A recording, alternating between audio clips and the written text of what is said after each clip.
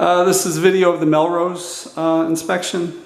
So this is the laundry room, back door, new hot water tank 2024. I believe this is also 2024. I took a picture of the serial number inside, so I will double check that.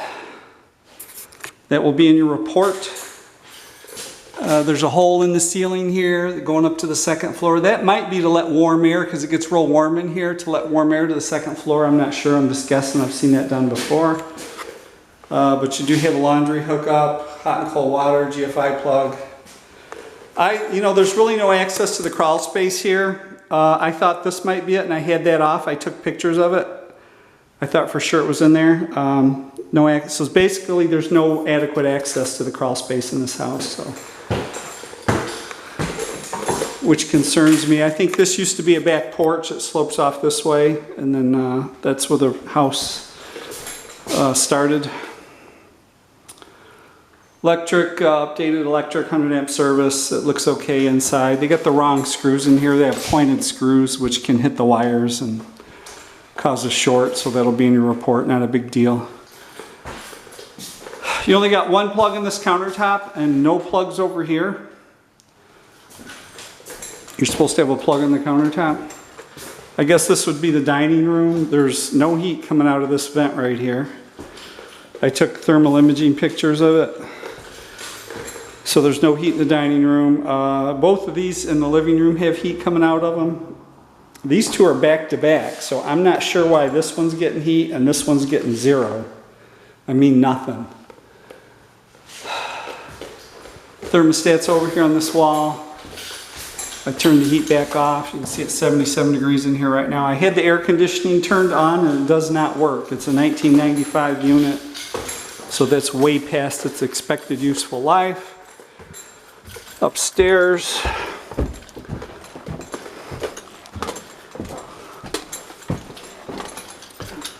this railing is pretty loose, and they just installed it. It's not really installed very well. They got these little metal angle irons on there to secure it. And really, if you watch the videos on YouTube, you're supposed to cut a hole in the floor and bolt this to the floor joist with, a carriage bolt, a nut and a bolt, basically. So they just got it sitting on top of the floor with these little brackets on them. Like, those are shelf brackets, okay? So that's not a real good job. It looks nice, but sorry, it's hot in here. It's real humid. It's not that hot, but it's humid as hell. So this is the bathroom, which looks like it's been totally redone. There's no heat in here, though. No heat. I couldn't find any heat. I had my little laser thermometer out, because sometimes they'll cover it up. There'll be like a wall-hung sink here, and they'll cover it up with a vanity base. So I was looking for it with this, and I couldn't find anything. I went out and got my thermal imaging camera out of the truck, and I'll double check it before I go, because it might be behind there. Anyway, you got a lot of bad windows in the house. These are the gaskets. These are double pane vinyl windows, and there's a gasket in between the panes. And they do this with age, and they do it on the sunny side. So the gasket like buckles up, deforms or whatever. So that's what's happening there. And there's a lot of them like that in this house. I think this one's like that too. Yeah, it's up there.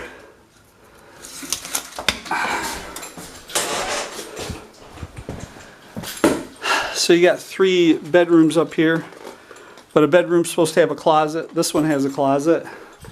The plugs work. I checked the airflow up here. You do have heat up here. One of the windows, the spring is broken. It won't stay up. I think it was that one. It'll be in your report. I took a picture of it. This bedroom has a closet. Excuse me, 3 windows in here. The doors work. Excuse me, again, there's the attic. There's a hall closet.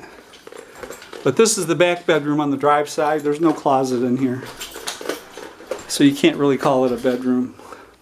And you could do something as simple as taking like one of those particle board vanities and screw it to the wall. And they tell me that counts as a closet.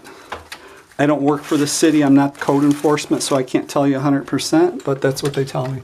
So more bad gaskets. There's the garage back there.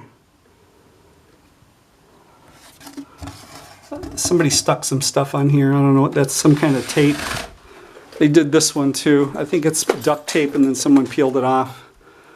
I don't know why they didn't take a razor and wet that and get that off, but it wouldn't have taken that much effort, but whatever. That's it on the second floor. So that's it. I'll make a separate video of the outside. Oh, here.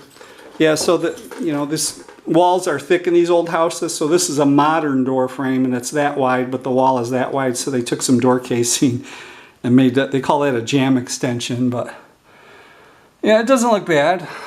That's not the best way to do it, but that's not terrible. They all work, all the doors work, so that's good. So that's it. I'll make a separate video of the outside. There's some issues outside, so again, there's no access to the crawl space here. I can't get in there. And the floors, oh, let me go back downstairs. I didn't mention the floors down there. The floors in this house are very uneven. It doesn't show up in the video or probably very good in the pictures either, but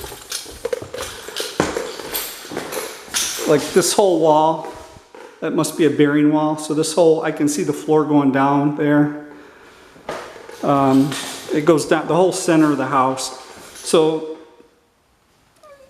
houses on crawl space have concrete piers and they tend to sink into the ground and they fall over and they do all kinds of things. So if I can't get in there and see them, I can't really report on them. But I suspect that's what's going on here. You probably have a wet crawl space, which makes the dirt soft. When the dirt gets soft and all this weight of the house is pushing down on it, it's like taking a pencil and pushing it in the mud. It just goes right in it. So I think that's probably what's going on. This house is probably built in the 30s or 40s or something, I guess. So that's it on the inside.